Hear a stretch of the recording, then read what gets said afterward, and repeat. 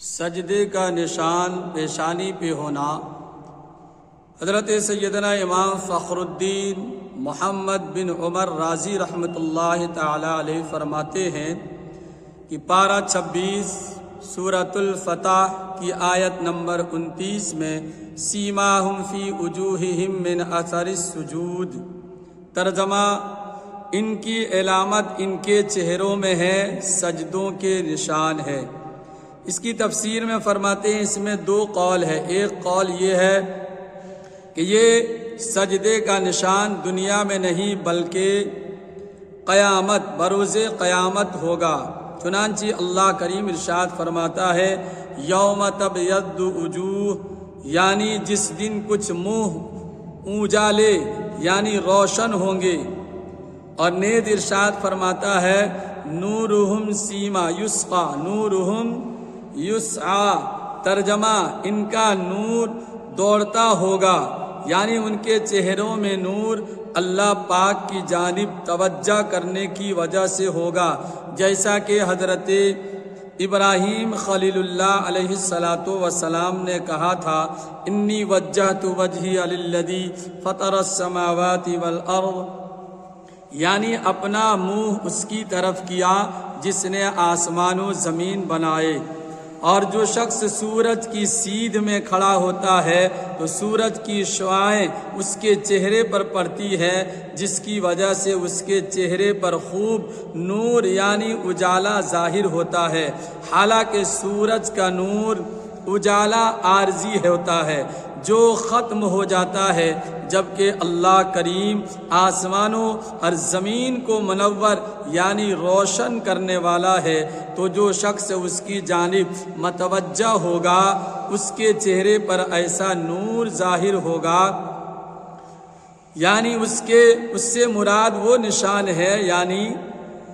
دوسرا قول یہ ہے کہ سجدے کا نشان دنیا میں ہوگا، پھر اس میں مزید دو قول ہیں۔ ایک قول یہ ہے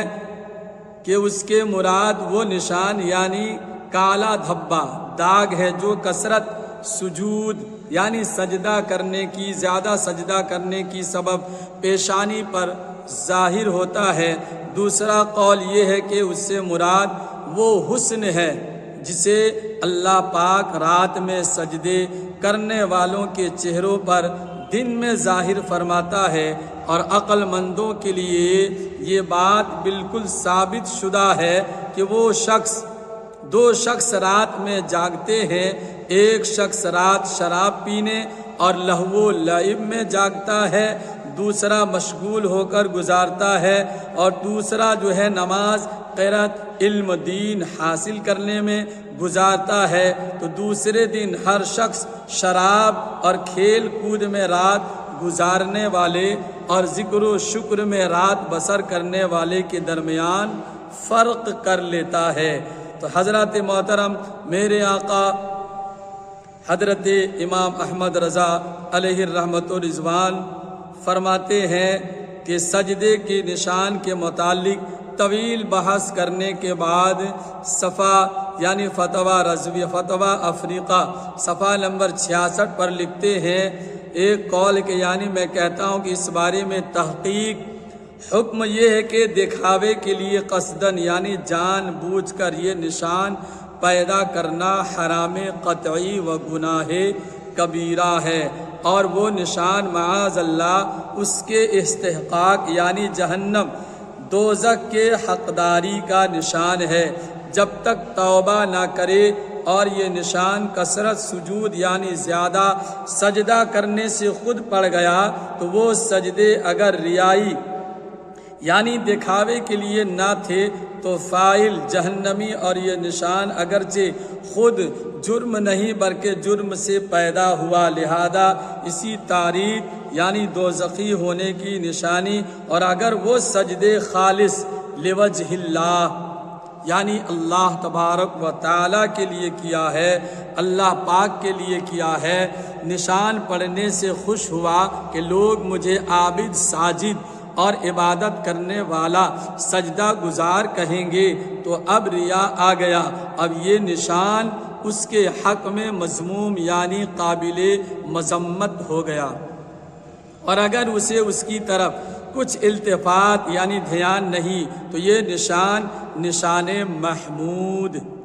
لائق تعریف نشان ہے۔ اور ایک جماعت کے نزدیک آیہ کریمہ میں اس کی تعریف موجود ہے، یعنی امید ہے کہ قبر میں ملائکہ کے لیے اس کے ایمان و افروز کی نشانی ہو،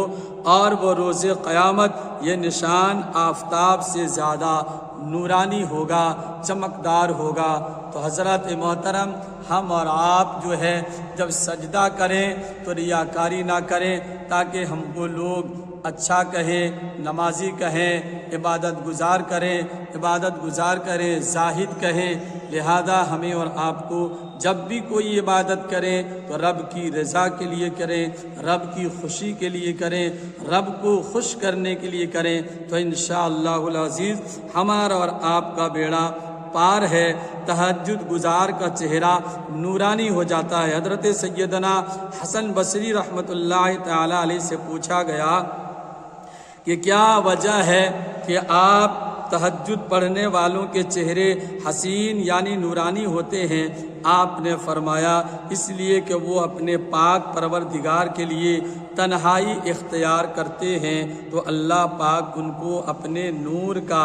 لباس پہنا دیتا ہے۔ سبحان اللہ، ماشاء اللہ، الحمدللہ۔ تاریک راتوں میں ہم اور آپ جاگیں اور اللہ تبارک و تعالیٰ سے نور حاصل کریں، روشنی حاصل کریں۔ انشاءاللہ العزیز ہم اور آپ اللہ رب العزت کے بارگاہ میں جو بھی عبادت کریں گے اللہ تعالیٰ انشاءاللہ العزیز قبول فرمائے گا اور ہماری اور آپ کے بیڑا